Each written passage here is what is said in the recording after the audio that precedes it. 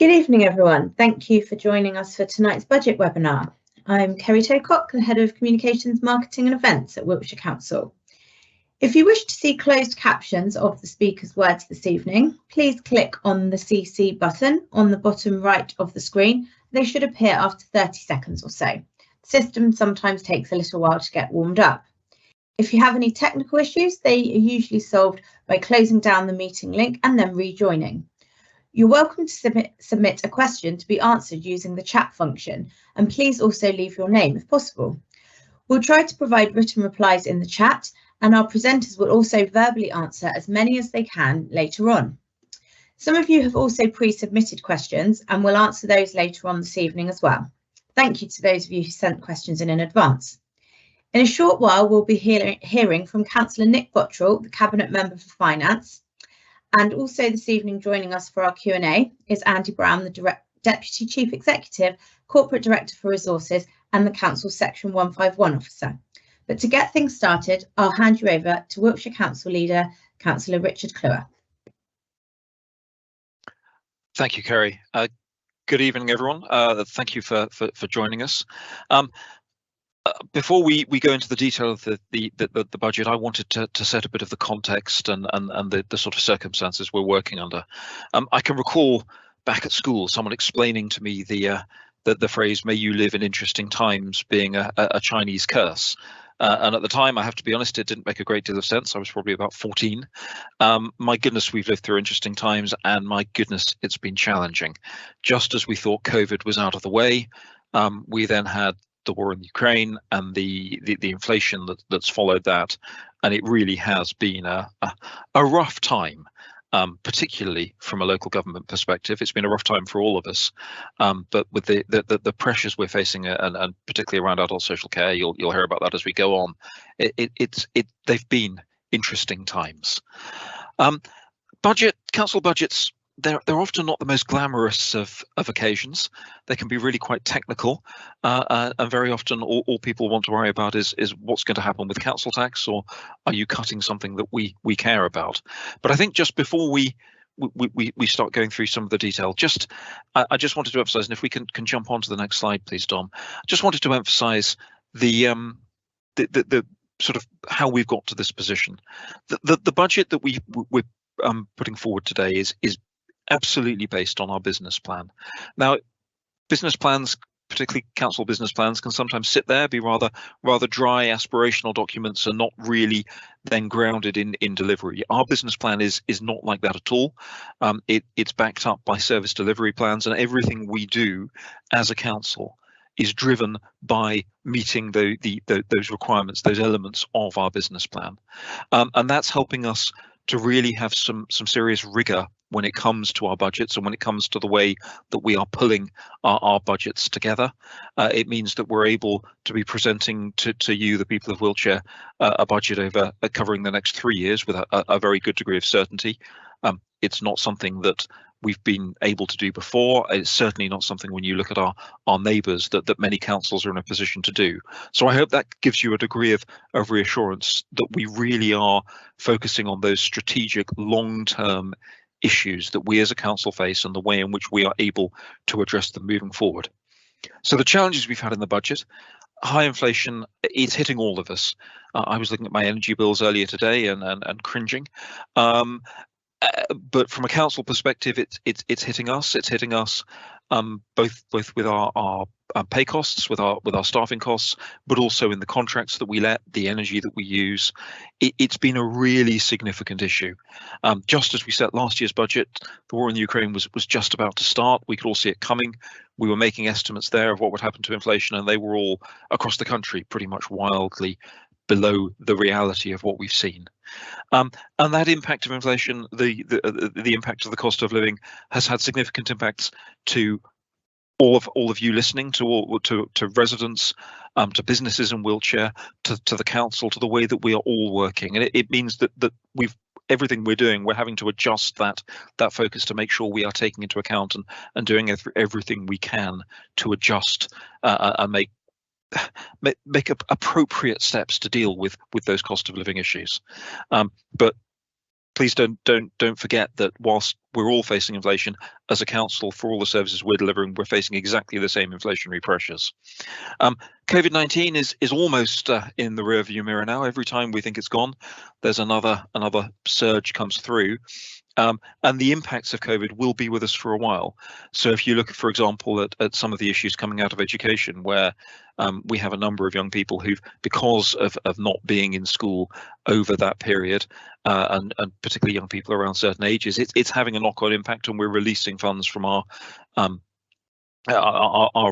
reserves as we plan to address some of those challenges as they're coming through. And then you've probably, if you're attending this, you probably know a little bit about council budgets, and will have heard in the news the cost pressures that local councils are facing. Adult social care is increasingly taking a higher and higher percentage, a higher and higher proportion of the money that councils spend. We provide critical services to adults, to both the elderly, adults with special educational needs, and then to young people. And those services are placing constantly growing demands on council budgets across the board. In previous years, that's resulted in what I think can only be described as at times eye-watering budget gaps, eye-watering amounts of money we've had to save and repurpose. And we face similar issues with budgets this year, particularly with inflation. The last time we were formally looking at the budget gap back in November, it was standing at about £45 million. We've then had the settlement from government, which gave us some extra money, particularly around adult social care, and that was really welcome, probably essential to keep many councils afloat across the country. And that's reduced that budget gap down to 33 million, but that's still a significant part of our total spend. It's what, 7.5–8% of our total income, and so it's made this a very challenging process. I will now hand over to Nick, Nick Boschel, who's cabinet member for finance, who can take through some of the detail. But as you look at this, the other thing I would urge you to consider, and I probably will mention it a couple of other times because I think it's really critical, we are presenting 3 years worth of budget, savings over 3 years. Predictions around council tax over 3 years. Most of the councils around us are presenting this year's budget, and then they have large funding gaps that they don't know how to meet in future years. That's not the case with us. We've really worked collectively, all of the senior officer team and my cabinet. I cannot thank them enough for the work that's gone in and the collaborative work that's gone in to come up with 3 years worth of budget where we can identify everything that we need to do and to change to make sure that we have a balanced budget and can deliver all the services we need to deliver over the next 3 years. Nick, over to you, please.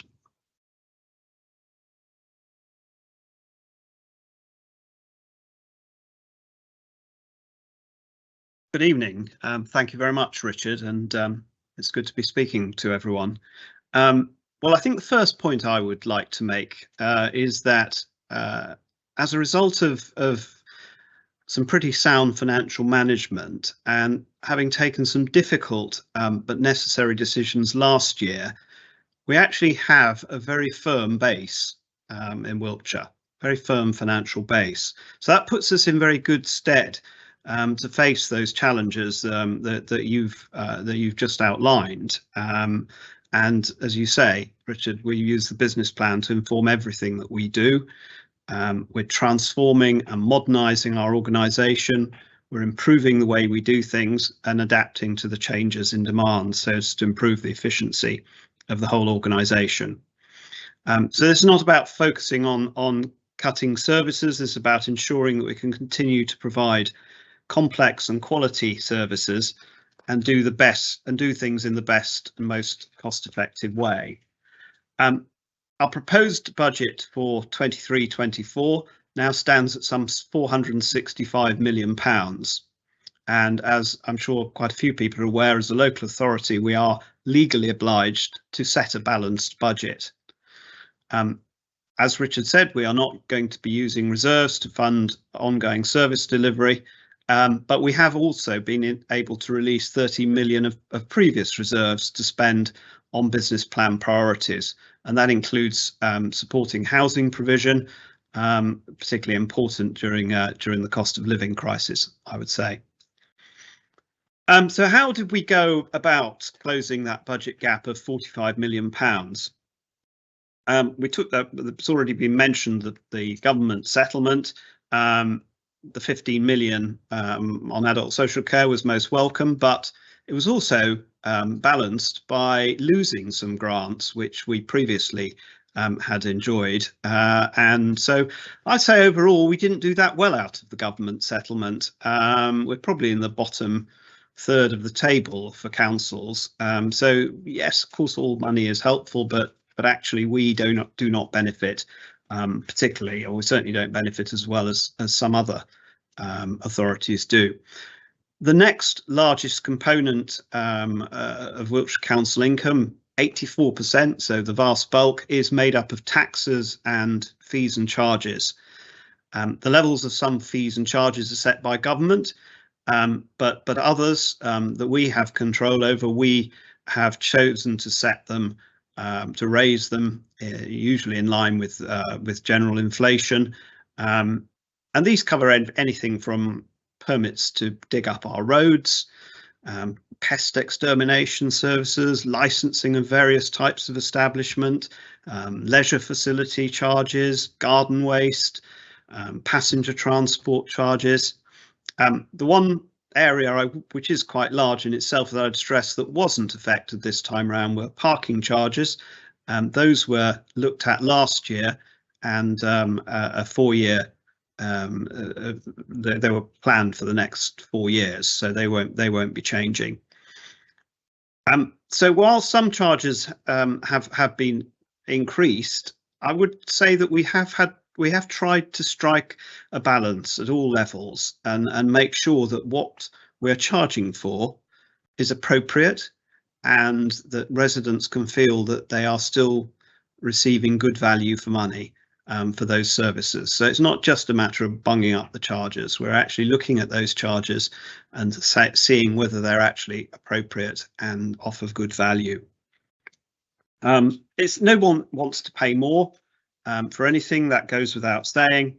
But of course, if we didn't choose to increase charges, we would have to find more money from something else. And the something else could be equally unpalatable, or indeed far more unpalatable. So, it's all about getting the balance right across the piece.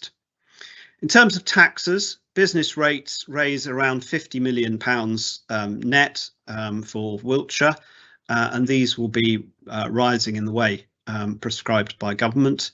So that just leaves the council tax.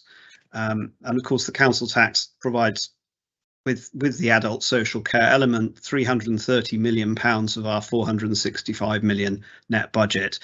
So around about 2/3 is supplied by the council tax. So it's by far the largest collective resident impacting item, which as a local authority we have control over. We start out from the basis that rises in council tax, any rises in council tax, have to be fully justified and be seen by our residents to be justifiable. So we're proposing to raise council tax by 5% next year. That includes 2% of it, which will be specifically for the provision of adult social care. And that equates to approximately £1.57 per week additional for the average household. 24-25, we're looking for a slightly lower rise of 4%, although we're still looking to actually come in lower if possible, circumstances allow. And for 25-26, we're looking at a 2% rise, as of course inflation is forecast to fall, so therefore the upward pressures on us as an organisation are expected to fall as well, and that means that the tax rises should be lower in those years. So finally, where do all these colossal sums which we raise in local tax go? And I'd like to just look at some of the broad expenditure that we have as a council. Could we put up slide 7, please? Thank you. So almost 40%, showing £38, almost 40% of everything that we have as a council will be spent on social care for adults. That's caring for the elderly or providing services for the vulnerable and those with special needs. Further, almost 20% will be spent on social services for children, supporting, safeguarding or looking after children in care. So together, these two caring services on which a number of people obviously rely entirely involve not far short of, well, 60% of everything the council does, so not far short of 2 in every £3 that we spend. By contrast, the things which residents often associate with local councils, those so-called front of house services, libraries, leisure centres, highways, helping local public transport function, that takes just over 10% of everything in total, or around a sixth of all the money that's spent on the various social care. So this is a reality of a large unitary council like Wiltshire.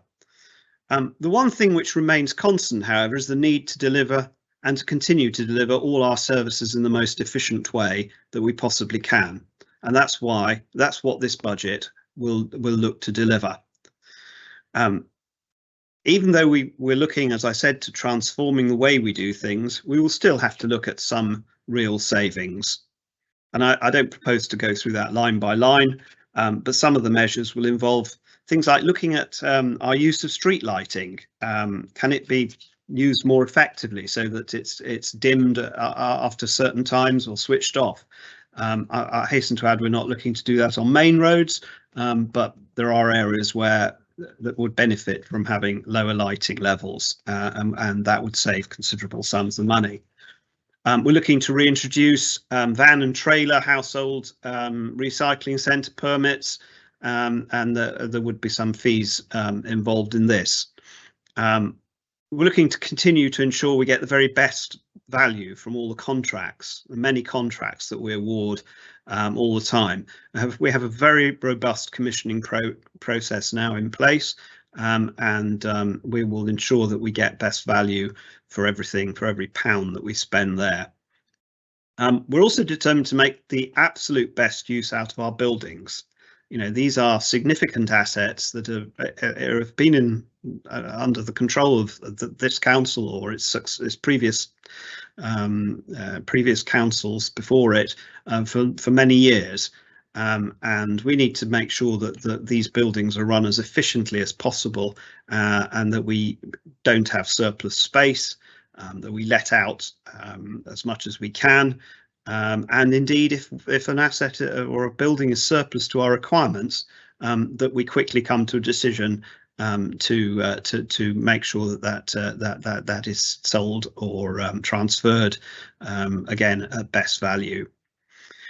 Some staffing savings have also been identified across the next 3 years, and steps to deliver these savings will include the deletion of some posts, as well as reducing our spend on agency staff and holding vacancies open for perhaps a little longer than we have in the past.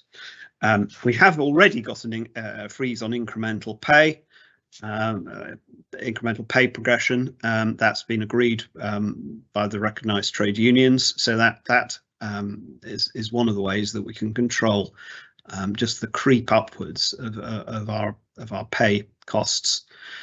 So finally, although we know that not everyone will agree with all the decisions that we put forward, we're acutely aware of the challenging economy at the moment that our residents are experiencing, and we firmly believe that our proposals are sensible and proportionate and fit for purpose, and they mean that we can continue to provide the vital services in a responsible and prudent way. And that's what, that's the best thing that a council of the nature of Wiltshire can do. So I'll pass you back to Richard, who's now going to talk about some of the investments that we're looking to make in order to, again, deliver our vision. Over to you, Richard. That's great. Thanks, Nick. As an administration, if we have two overriding principles, two overriding approaches that I would say we take. We are absolutely focused on addressing the long-term strategic needs Wiltshire faces. Far too often, no, normally politics is a very short-term game. Westminster politics, you only have to look at it, the way people react. It's all very short-term, and it's not taking the time to address and make the changes that will really improve services over the long term to actually try and make the county a better place. The other element, and it goes hand in hand with it, is prevention. Wherever we can put services in place that will help people, for example, our reablement service, that means we are able to ensure that people are on leaving hospital, getting back in their own home and being as active as possible and living a much more fulfilled and enjoyable life rather than needing a great deal of care. That not only helps the resident, the person who is more active, but it also then helps the budgets for ourselves and the NHS. So those two factors absolutely underpin what we're doing. It's why we've got this 3 years worth of budget laid out. And if you take a look at neighbouring councils, I won't name any, but you will see that they are frequently using their reserves instead of finding savings now, and they're looking in 2-3 years time at significant 10-20 million pound gaps that they simply don't know at the moment how they'll fund. We know exactly how we will take ourselves forward, unless the world gets any crazier, and I'm not sure it can get any crazier. Probably a foolish thing to say, but still. We often talk about cuts and budget gaps. Actually, what we are doing next year will be spending significantly more money than we are spending this year. And that means that we are investing money in services to help with this long-term approach, this strategic approach. And just to show you there, you've got the forecasts over the next 3 years of how much will be being spent in each of these key areas. So please don't think that this is simply about us reducing what we do. It absolutely isn't. We're planning on continuing to do everything we're doing, just in an improved, more efficient, and in many cases, in ways where we are putting more resource in to areas to make them better. If we can move on to the next slide, please. So to summarise those investments, you've got them on the screen. I'll read through them quickly. So we're looking at putting £11 million of additional funding into what we call the whole life pathway. It's basically looking after those with a form of disability, with special educational needs, providing that support. An extra 15 million going into adult care. Our population is aging. Wiltshire's population is aging more. It's not aging more quickly, that's an absurd thing to say. We have a greater proportion of older people in the county over time than does the UK average. So it's not surprising that we're needing to put more resource in there. Families and children, an extra 2 million. Families and children is further down this process of transformation, this process of making sure that we're doing everything we can to provide preventative services. And we've seen a big benefit there. Again, if you look at most councils across the UK, their children's costs are going through the roof. They are significantly over budget. Ours are not, because of the preventative work, and we need to continue and embed it now. With the environment, we have the Environment Act coming in. We're looking at putting an extra 4 million in there. There's a lot of work that we can do to improve recycling rates, to improve the way in which we are treating the environment, biodiversity net gain. There's a whole raft of stuff there that I think is absolutely critical, and that as a large unitary authority we can really help with. 3 million into highways and transport, 6 million into education and skills. So there's a lot of investment going on. We have a very clear plan, and we are putting the resources in to deliver it. As Nick had said, we're releasing £13 million from our reserves. We're not spending it on fixing the budget gap, which again is what many authorities are doing. We are investing it in reducing demand. So many of the authorities around us will be using B&Bs for people who are homeless. That doesn't mean people sleeping on the street, but it means a family that they're being evicted from the property they're in for whatever reason. They haven't got another property to go straight into. We don't use B&Bs, and we haven't for a long time. It's just started to happen. I'm absolutely determined that is not good for the family, and it's not good for our finances. So we're investing money in making sure that we have more temporary accommodation to make sure, and more temporary accommodation across the county to again make sure that we are putting that preventative work in, which will not only be much better for those families. You never want children to be spending a long time in a B&B and trying to get on with their education, and also saving us cost. So hopefully that gives an idea of the ethos. We're also engaging significantly with government. Adult social care remains the most significant challenge any council will be facing. There's been a lot of talk around reform. That reform has, I think, very sensibly been paused. It was very well intentioned, but the way it was looking to be delivered was, in essence, going to break adult social care everywhere south of, well, probably south of Birmingham, in terms of, and there was extensive analysis done there by the County Council network.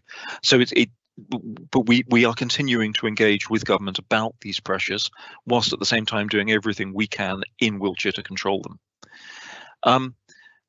If we then move on to the next slide, and this, oh sorry, I thought there was a next slide. There we go. Thank you. And this, I have a slightly technical point to make. We're now looking at capital, just to try and give you the difference. We have what are our revenue budgets and capital budgets. Revenue is basically the money we earn and therefore spend. It comes in every year and it's spent, and we have to balance that. Capital is more along the lines of where we are using borrowing, in essence, a mortgage to provide funds up front that enable us to do something that then is of significant benefit, and then can provide that potentially savings coming out of it. Now, we get capital from a number of sources, and if I just look at some of these investment projects on the screen, we've got the Salisbury and Trowbridge High Street Fund. That's money that we've had from central government that we are spending. It's got to be spent in a certain way, but it will be making significant improvements to the way in which the centres of Salisbury and Trowbridge look and feel. We get money around highways from government, so some of the structural maintenance money will again be coming in from government. We're going to be spending, what, 20.7 million on maintaining our roads and bridges. I suspect all councils will be asking money for more money from government around potholes. I'm sure you've all noticed that the weather we've had over the last couple of weeks or couple of months has not been kind to our roads. We had a dry summer, and then we've had a lot of rain and then freeze, and then more rain and then freeze, and so on. And there'll be a lot of work that will need to be done on the back of that. We've got the council house build and refurbishment programme. That's about building new council houses to meet the need for our residents. They're all zero carbon, so as efficient as possible for those residents who need help most to live in, but also retrofitting the existing stock to again save on their bills, to reduce the amount of carbon emissions that are coming out of them. We've got road improvements, some of which are dependent on government decisions. So the Melksham bypass is dependent on government approving that. And then we've got, for example, Trowbridge Leisure Centre, where we will be spending 25 million in total, or up to 25 million in total. We'll bring it in for less if we can, but on re-providing leisure provision in Trowbridge, because we've got a swimming pool there that has a very limited lifespan left because of some form of, and please don't ask me to explain, but some form of concrete rot that's affecting the concrete rot and affecting some of the metal running into the concrete. And then broadband. For much of the county, broadband's good now, but there are parts that aren't. So we're investing more money in broadband and then ultra fast broadband. And then the Silverwood School, providing new schools for our SEND for those with special educational needs is really important, because we had a lot of aging facilities, and we're making sure that we've got proper fit for purpose schools again for the most vulnerable inside society. So that's a flavour of the sort of elements of capital spend that we have. There are plenty of other things that we are looking at spending money on in the long term, but that's a good flavour. Before I come on to questions, which we're about to, I just wanted to have a quick mention of the budget process over the next few weeks.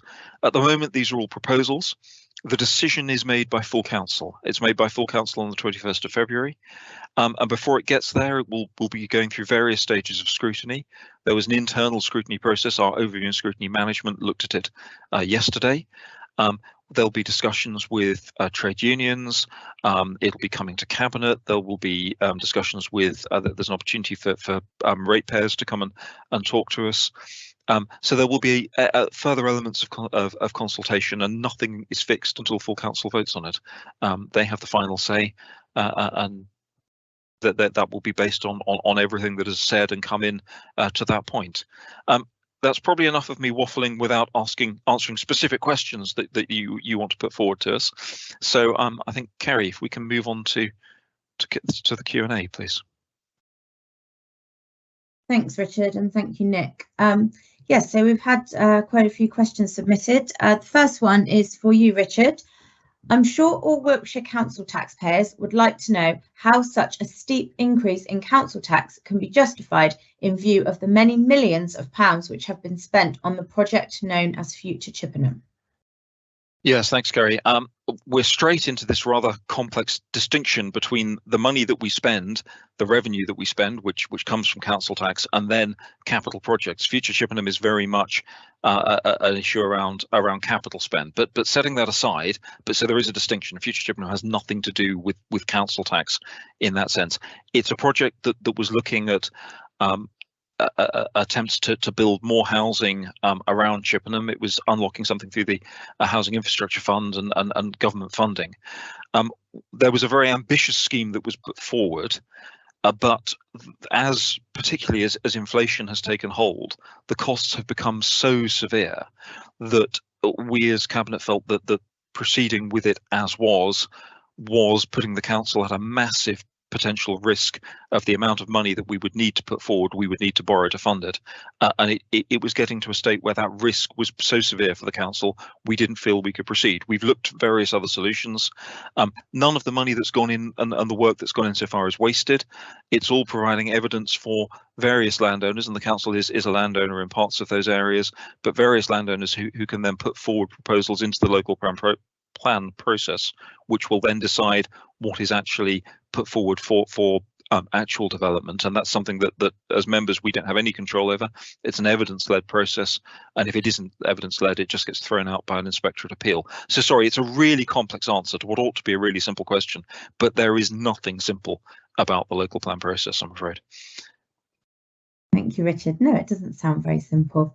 And the next question is for Nick. Why hasn't the council considered selling off the council housing stock to a private provider, thereby eliminating the need for this stock to be managed by the council and removing the cost and cost increase to council taxpayers?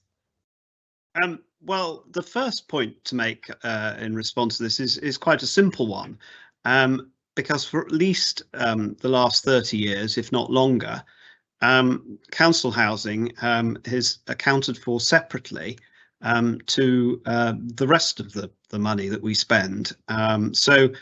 Actually, the council housing does not have any impact on the council tax that is paid by residents. There's something called the housing revenue account, and that is funded by the rents paid by people who live in the council housing, and that is, and they would be the benefit, or the council would be collects those rents, but it doesn't impact on the council taxpayer or indeed on the other services that we provide. Quite a lot of our council housing was sold off by the various district councils many years ago. We still have council housing in certain parts of the authority, but I'd say that and it's not a universal answer, but a lot of the properties that were sold off are not particularly well run by the organisations that have taken them on. And as a local councillor, I still get lots and lots of complaints about the way those are run. So I don't think there's any all-encompassing sort of solution to council housing of selling it all off or putting it all in with a certain RSL or another RSL or keeping it or whatever. There are advantages to us as a local authority now to keeping council housing and building new council housing, which, as the leader has said, is what we're doing. And I think that it doesn't impact on the council taxpayer, but it does impact on our residents, and I think we should do whatever's necessary in the best interests of those residents, and I think that's what we're doing. I can't resist jumping in on this, Nick. I feel really strongly about this politically. This is an over my dead body idea. we need to ensure we have got council housing in our villages. If we don't, we end up with villages that are full of very nice housing with people living in them, yet they're not communities. They don't have people's children aren't able to live in their villages, and all the other providers, with the exception of White Horse, who are a rural housing provider and are very small, aren't putting that provision into villages. Part of our council house building programme is about helping make sure that we've got that accommodation in rural settings to help keep our villages alive and keep our families together. It's really, really important. And selling it off just for a quick receipt, it wouldn't help us as a council, and it would harm that strategic business plan. Sorry, get quite passionate about council housing. Thank you, Richard. So the next question, Nick, is why hasn't Wiltshire Council sold its largest and most costly assets to maintain premises, specifically County Hall in Trowbridge, and also downsized the staff to core essential staff only and relocated to leased offices on a business park, especially as staff can now work from home so easily? This would release capital for reserves that could then be used to contain and even reduce the council tax. County Hall sits on a valuable site that could be sold for redevelopment. Well, first of all, we do look at, I think I referred to specifically, we do look at all our assets to check whether they are, that it's right to keep them, and whether there's surplus space, or indeed whether we need them at all. So, I think that we have to admit that we do this already. Specifically County Hall. Well, I'm probably the only person.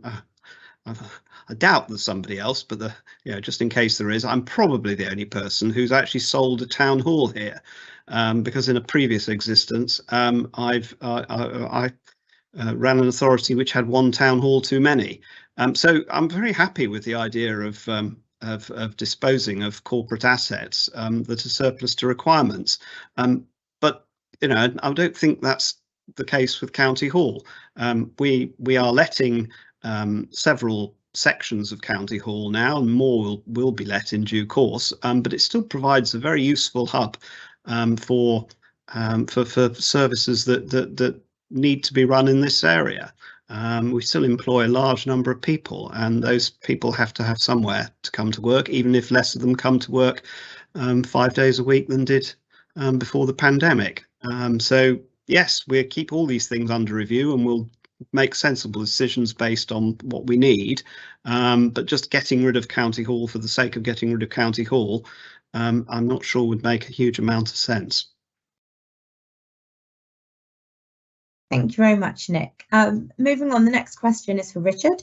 Why does the council need to maintain such a large and expensive team for things like safeguarding, given that the majority of schools are in multi-academy trusts and hence self-governing with their own safeguarding teams and with their operating budgets funded directly from Whitehall? And what is the council doing to encourage schools still within local authority control to become academies so that the burden on council taxpayers can be shifted from Wiltshire Council? Thanks. That's a very interesting question, covering a couple of areas where government policy is definitely causing some change. I think the first thing to say is we have a statutory responsibility for safeguarding in all schools. That's not going away. It's a really important responsibility. It's one we take really seriously, and it's one we will and have got to continue to fund. Multi-academy trusts, schools are being very much encouraged to join them. Whether all schools will eventually be able to, particularly the smaller ones, I think there's a question mark there, and I think government has understood that that they don't quite know what they know where they'd like to get to. They don't quite know the route to get there in terms of the sort of large scatterings of small rural schools, and how they come together in multi-academy trusts. Government give the money for schools funding to us, and we then pass it straight on to schools. So that's the core funding, and then there's capital funding as well. We don't fund schools. It comes from government. It may come through us, but it's government funding, and it's allocated then directly to schools. So there is very little saving and control that we can make there. As more and more schools have become multi-academy trusts, yes, there are some savings that we've been able to find in that we're not providing the same sort of core almost management services that we have been. We still do provide that support to many schools, but fewer and fewer, and there have been savings that have come through that process. Thanks, Richard. That's great. The next question is also for you. What steps is Wiltshire Council taking to eliminate unnecessary travel and funding for officers to attend events such as conferences, especially overseas, that do not directly contribute to council taxpayers' services? I think the first thing to say there is that both staff and councillors wouldn't be expected to attend any event that didn't contribute directly to the delivery of our business plan, of our services. There are reasons where staff will travel to conferences and to training. It's part of professional development. It's also can be a very useful time for some senior staff to sort of have a chance to look at what we're doing and how it can be done better. Some councillors do as well. I would say, for example, Stone Circle, the housing company, the idea for that came at a housing conference that I was attending with the Director for Housing, and it was a really useful set of discussions. It was an idea that was being carried out by Thurrock. We did not copy Thurrock's idea. We adapted it to ourselves. For those who don't know, if you look up Thurrock as a council, they've made some rash decisions when it comes to dabbling in the private sector. But sometimes you can get some really beneficial ideas coming from that with significant savings. So we minimise it, but I don't think we'll ever be able to reduce it completely. And there are always times where we might want to be doing something that is promoting the council or promoting the training and development of some of our staff. Again, for an example, I attended COP26. I drove to Glasgow. I didn't fly. Train would have taken forever, and I was staying somewhere in some village half an hour outside. But sometimes there are reasons to go there where we are both using that opportunity to help explain to others things we're doing well and learn from other authorities what they're doing well. Stepping out of that, at least one London authority, for example, doesn't help Wiltshire taxpayers, but it's relevant to that bigger net zero picture. One London authority hadn't looked at LED lighting, went away and looked at it because of a conversation that I'd had with them as part of a panel discussion. So sometimes there can be some real benefit to these, but we absolutely minimise them. Thank you, Richard. The next question is for Nick. What is Wiltshire Council doing to reduce and/or combine the number of highly paid senior posts to reduce the salary burden on council taxpayers? Well, we're always looking at the structure, the senior structure that we have as a way of, looking at how we run the authority. But we are a very complex organisation. We employ several thousand people.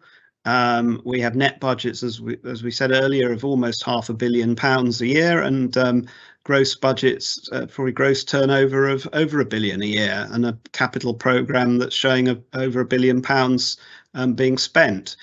So, we are a sophisticated, complex organisation, and we require people who are able to run sophisticated organisations like this. So yes, of course, we're always trying to be as lean and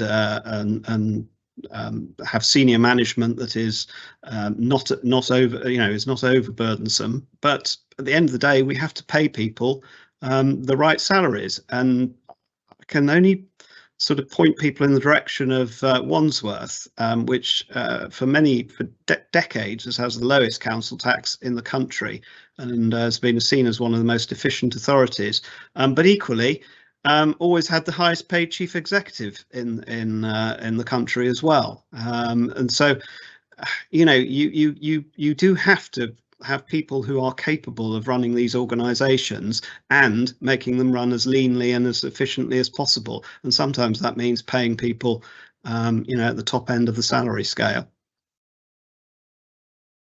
Thanks, Nick. The next question is also for you, Nick. Why is Wiltshire Council contributing to A road improvements that should be funded by the Highways Agency, and what steps is it taking to reduce this burden on council taxpayers? The A303 and the A36 are part of the strategic road network, which is the responsibility of National Highways. And National Highways have to maintain and improve those roads. All the remaining A roads in the county, and that includes the A350, are the responsibility of Wiltshire Council. So major improvements on those, whilst they are the responsibility of Wiltshire Council, but they are still predominantly funded by the Department of Transport, and I think there's a figure of something like 85% on average, with the remainder having to be funded by the council or through developer contributions or whatever mechanism that we can put money together. The indications are that this proportion of funding from the Department of Transport will not change, so we're not looking to increase it. And they will continue to expect that the local contribution is made. So the possibility of a greater contribution from the DFT and others is obviously explored as and when the opportunity arises. And I suppose this question is primarily aimed at the A350 Melksham bypass that's proposed. So that's to say we won't be spending any more money, any more of Wiltshire Council's money than we can absolutely get away with. Thank you, Nick. Richard, the next question is for you. Why has Wiltshire Council not attempted to de-scope its activities and focus more on statutory requirements in order to hold or even reduce the level of council tax, recognising that residents are struggling with the cost of living and that council tax represents a very significant monthly outlay for most people? Thanks. I'm personally acutely aware of the cost of council tax and the impact it makes. We all pay it as well, and yeah, it's a significant factor. And I think as cabinet, if one of the reasons that we were in the end comfortable putting forward a proposal for 4.99% this year is because when you look at what's happened to average wages, they're rising by something like 6.7% nationally. I know that's not the same for everyone. I know there are people whose wages are going up by less, benefits going up by 10.1%, pensions by 10.1%. It really did weigh heavily on our minds, and we want to keep council tax as low as we sensibly can. That doesn't mean that we don't think we should be raising tax. One of the reasons that we have society, we have governments, is because not everyone is able to do everything themselves. And that's a really important factor to bear in mind as well. We've got to be able to provide that support. And to do that, we've got to make sure we've got enough tax, enough funding coming in to do it. In terms of the answer of whether what we're doing is statutory or not, I carry around the business plan. It's not showing up with the background. I carry around the business plan with me. Well, it normally sits at my desk at County Hall, but I have it with me as a point of reference, because everything we do has got to be underpinned by that business plan, which is about the provision of those statutory services, or some very small areas that wouldn't be seen as statutory, for example, economic development, the work we're doing with the Towns Fund, but that again is really important to making sure that our economy grows as much as it can, and in ways that we are supporting our residents, our communities, our parishes, our towns. So it's a very difficult balancing act. We don't do anything there that would be seen as frivolous.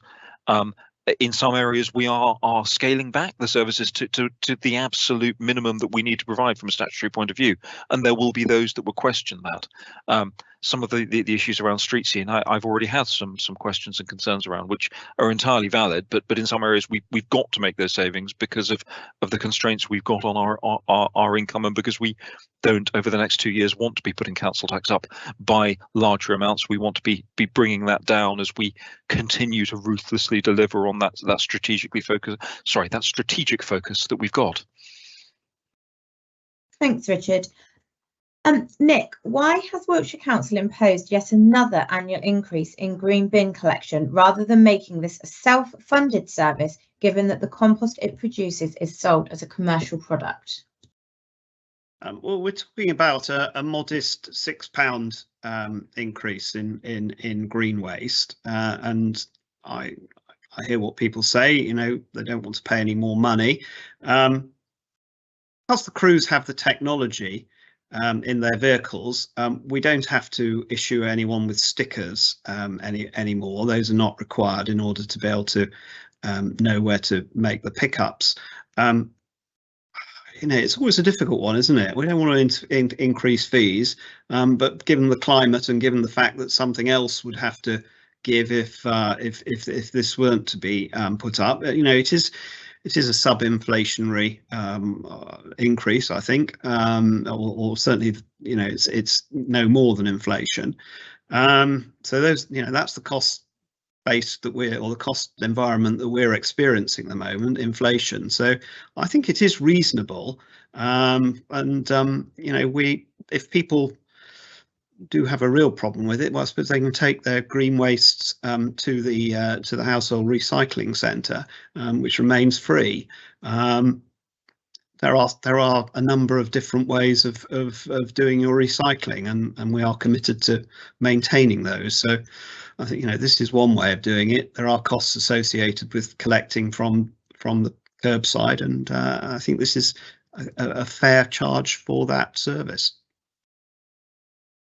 Thanks, Nick. The last few questions are all for you, Richard. So why isn't the council taking additional steps to reduce headcount to avoid any increase in council tax? Again, with the inflationary pressures we've got, I don't think there is any way that we could rationally be looking at having no increased council tax. But in terms of staffing, we have been really careful and rigorous to look at understanding where, firstly, there are vacant posts that we feel that we can restructure those services to deliver without needing to fill those posts. We don't want to be looking at large scale redundancies. That would be very disruptive for staff, and also it's not really, again, it's not a way to be running that kind of strategic approach. But we definitely constantly look to see whether services are being delivered in the right way, whether we can use staff to deliver services more efficiently. Like any large organisation, we have a turnover of staff, so where staff are leaving, there's got to be the question asked, does that role need filling or not? In some cases, the answer is absolutely yes. So for reablement, where those staff are going out and helping people live more independent lives, they're actually providing significant financial savings to the council, and more importantly, they're making sure that people are living independent lives and being more active and having a better standard of and quality of life. On planning, we get a lot of complaints about planning services, and again, I wouldn't want to see us simply deleting planning officers because there was a vacancy. We're actually investing more money in more planning officers because we know that planning applications, providing they're the right one and they're approved, they help drive our economy. So it varies from place to place, but we have looked at significant issues around staffing. When we've been through this process, I've asked our officers, the senior officer team, to basically come up with every saving they could possibly consider, and many of those, when we looked at them politically and went up with the officer's recommendation, we felt actually we're going too far. Fortunately, with government funding, we've not had to make any of those decisions that go into that critical stage. We've been able to fall actually significantly short of that, which is a great relief, because again, that would undermine that strategic focus and strategic delivery that we are targeted on. Thank you. You'll be pleased to know there's only two more questions. How much money will be spent on net zero objectives, and how does this affect the budget? Okay, thanks. Again, we're going to get slightly complicated here. I'll try and keep it simple. We have a team inside the council who are looking at both our own reducing our own carbon emissions, and then the climate change strategy. It's a small team. From memory, I think it's about £300,000 that's spent on it, slightly less. But that team isn't simply a cost drain. That team has also then driven, for example, our own work to reduce our energy, which has resulted in significant savings, well over £1 million a year savings to our own energy costs as a result of improvements that we're making to our own buildings and increasing the efficiency and putting renewable energy in. So that kind of work is entirely self-funding and beneficial to the council. Our approach to any of these net zero programs is that, one, if we are putting a scheme forward, it's got to be able to fund itself. We have a limited amount of money, and we have an awful lot of statutory services we need to spend it on. We cannot spend any money rashly in that sense. So we've got to make sure that all those projects are self-funding over an appropriate timescale. So if it's solar panels, we would be looking at a repayment of maybe 7 years, so that after that any investment had been paid off, and we were then saving money on our energy costs moving forward. There were other things around insulation that you can get much better returns on. So everything is looked at on a case-by-case basis. And then we've got that bigger issue of how we help the county decarbonise, where we've got schemes, the Solar Together scheme, where we've got it's over 1,000 households getting solar panels installed at through a bulk buying rate. And again, that's work that's been facilitated by that team, but that will be saving lots of residents in the county money. We've got the retrofitting of our council house programme, which again will be saving the most vulnerable residents that we look after significant amounts of money on their bills by making their houses more efficient. Thank you. And the last question, we've had a couple of people ask this, but how much is the council committed to paying towards the Stonehenge Channel project via national highways? In simple terms, nothing. That's being funded by central government and not us. We have put some there's been officer time going in to look at the programme. I've certainly spent a fair amount of time discussing the wider implications for the World Heritage Site, which is pretty much overlooked, but in discussions about tunnels and budgets. So from our perspective, no money. But it is something that we're certainly engaged and involved with, because if the tunnel is built, and we have no say over that one way or another, then it will mean opening up of the landscape around Stonehenge, which we could then use to help drive that sort of weekend walking holidays and people being able to get more more engagement. I go back to anecdotes with my kids. When we visited Stonehenge, they liked it, but it was a bit sort of hands off and listening to things on an audio guide. When we went to Avebury, which is also in the World Heritage Site, they loved it because they could roll down hills and bump into the stones at the bottom. The more we can get people to engage with that landscape, I think the better. Lovely, thank you, Richard. So that is all the questions we've had in. So I will hand back to you now to close the session. Thank you. That's great. Thank you very much, Kerry. So thank you all for attending. Before I wrap up, I just want to also make you aware I'm going to be doing a number of Ask the Leader sessions around the county. We had one of these in Amesbury that was very interesting. It was a chance for people to come along and ask about those sort of whatever those burning questions are, and try and get an honest answer as to what we're doing, why we're doing it, and both what we can do and the legal constraints that we deal with. Amesbury, there's a lot of planning. There are an awful lot of legal constraints in planning. So I'll be visiting each of our community areas over time, and we'll be advertising them. The first will be in Chippenham on the 16th of February. I think we've got the locations for the next three, and that'll be at the Olympiad. We've got the locations for the next three, but not dates yet, but we'll be pushing that out. Please, if you want to ask questions, do come along. I'll be there. I'll have potentially a couple of cabinet members and some of the senior officer team along to be able to sort of provide that real detail for you. That brings it to the end of tonight's session. The budget papers are all online if you want to look at them. Good luck. I think it's 400 pages, probably not all on the budget, but they're available. And then this session will be there for people to look at if you weren't able to attend, if you're watching it after it happened. That's why we record them. If you, sorry, I'm now actually reading from a script, which Kerry will find most amusing, because normally Kerry and the other officers try very hard to script me, and I absolutely don't. If you want to keep up to date on Wiltshire Council news on a weekly basis, do sign up to our newsletter. You'll find some weeks there might be nothing that catches your eye, but sometimes you get stuff that really fires people up, and we never quite know what bit of information will get people going. So it's well worth doing. On behalf of Kerry, Nick, myself, thank you all very much for joining us. I hope you enjoy the rest of your evening. Bye.